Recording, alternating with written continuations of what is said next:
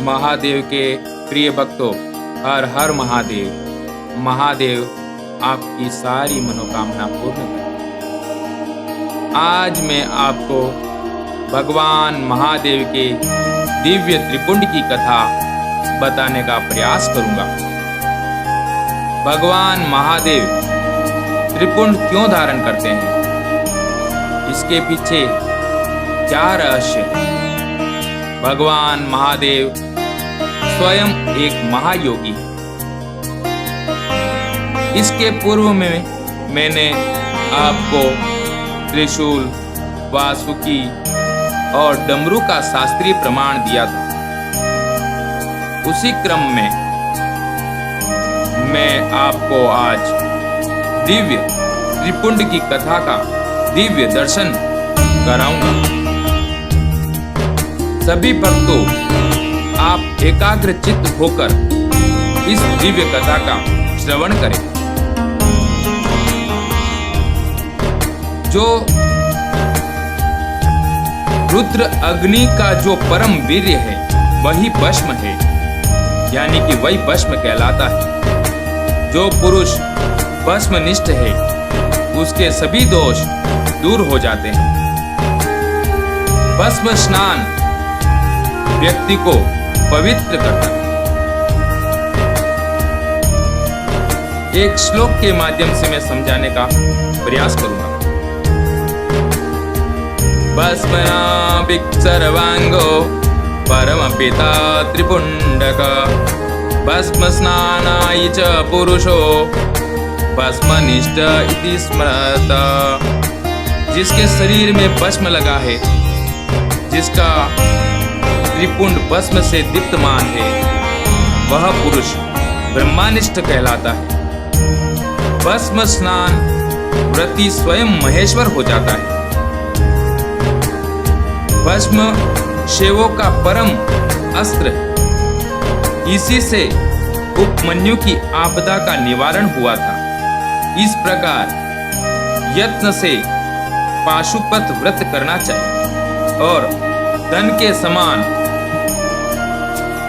भस्म का संग्रह करना चाहिए। त्रिपुंड की महिमा भगवान महादेव के ललाट पर स्थित 3 तिरछी रेखाओं को त्रिपुंड कहते हैं। तीनों रेखाओं में सत्व, रज और तम गुण विद्यमान है और श्रद्धा, भक्ति और स्तुति भी कहते हैं। त्रिपुंड धारण करने से त्रिविध तापों का नाश होता है। त्रिपुंड महादेव के श्रृंगार का एक हिस्सा है।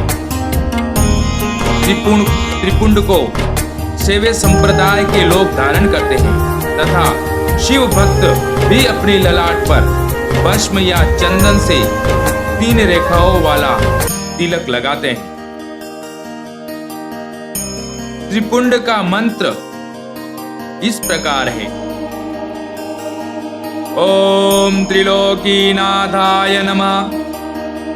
शिव पुराण के अनुसार त्रिपुंड की इन रेखाओं में, प्रत्येक रेखाओं में 9 देवता निवास करते हैं। कुल 27 देवों का निवास स्थान है। त्रिपुंड की पहली रेखा में जो देवता उनका नाम है, वो नाम इस प्रकार है।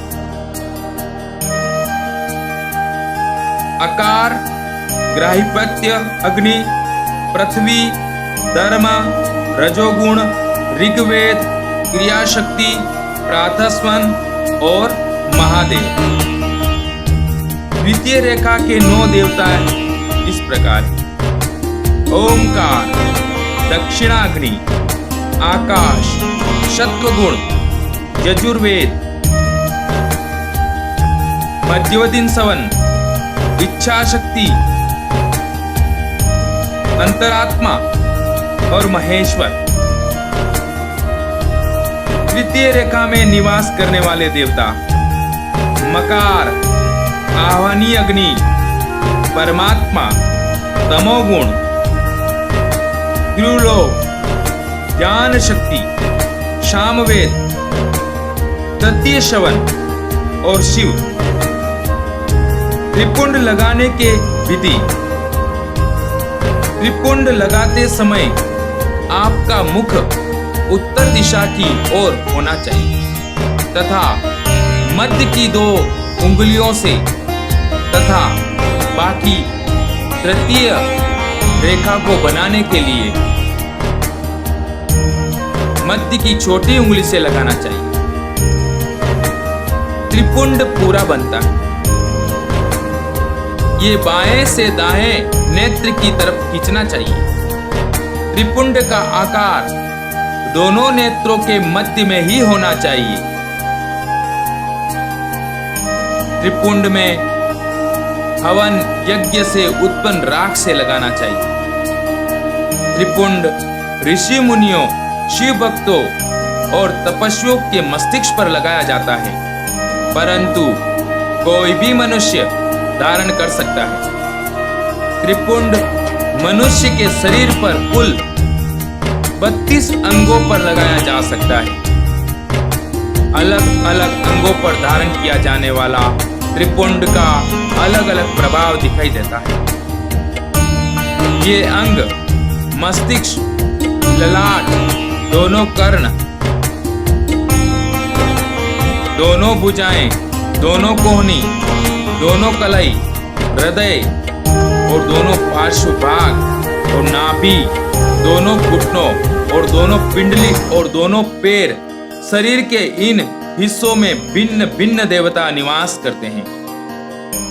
मस्तिष्क में शिव, केश में चंद्रमा, दोनों कानों में रुद्र और ब्रह्मा, मुख में गणेश और दोनों भुजाओं में विष्णु और लक्ष्मी, और हृदय में शंभु और नाभि में प्रजापति, दोनों अरुओं में नाग और नाग कन्या, दोनों घुटनों में ऋषि कन्या और दोनों पैरों में समुद्र और विशाल पृष्ठभाग में सभी तीर्थों के देवता निवास करते हैं। शिव पुराण में ऐसा वर्णन मिलता है, आप समझ सकते हो कि मनुष्य के जीवन में त्रिपुंड का कितना महत्व है। महादेव के सभी प्रिय भक्तों, आप सदैव स्वस्थ रहे, यही